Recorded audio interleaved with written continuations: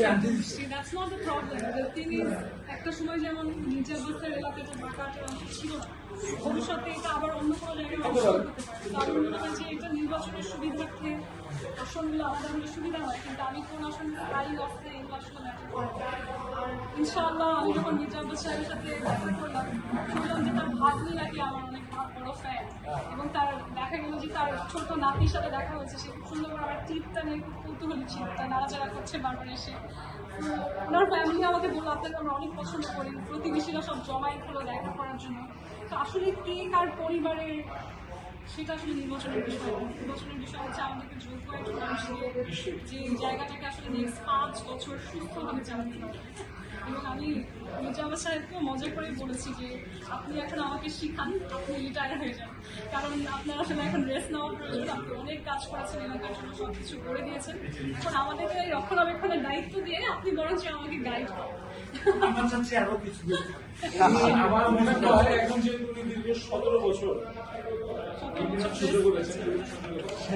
এই সময় হয়তো বা আপনি ওইটা দেখতে পারেন নাই যে উনি কিভাবে রান করেন, সাংসদ কিভাবে তার এলাকার জনগণের সেবা করেন।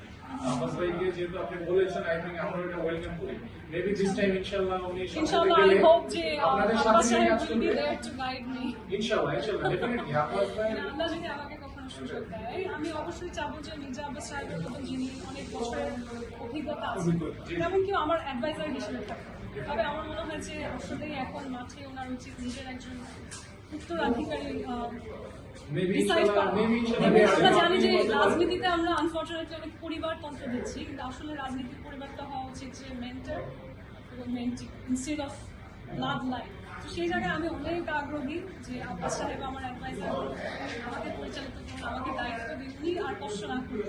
উনি ওনার ব্রেইনটা যা শিখেছেন, অভিজ্ঞতা আছেন, সেটা আমাদেরকে দিন, আমরা সেটা দিয়ে ইনশাল্লাহ আরো ভালোভাবে পরিচালনা করবো। এবং he is a very very nice person. আমার যেটা ধারণা ছিল, উনি আমার ধারণা থেকে আরো অনেক বেশি আমাদের সত্যি, কারণ আমরা তো আসলে সামনাসামনি ওই হসপিটালিটির যে ব্যাপারটা ওটা কেউ আসলে সামনাসামনি না দেখলে দূর থেকে বোঝে।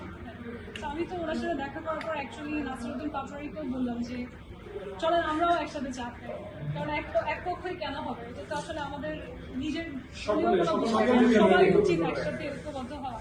এখন যে কোনো কারণেই হোক, পাটোয়ারি সাহেব নাকি মির্জা আব্বাসের সাথে একসাথে যাচ্ছেন না, তো I can be the middle point. আমি ওনার সাথেও দেখা করেছি, I love the word peacemaker. I can be the peacemaker. আমি অলরেডি আব্বাস সাহেবের সাথে বসেছি, এখন যদি আমি আবার পাটোয়ারি সাহেবের সাথেও বসি, হয়তো আমি তাদের দুইজনকে একসাথে ভবিষ্যতে দেশের জন্য আলোচনা বসতে পারবো।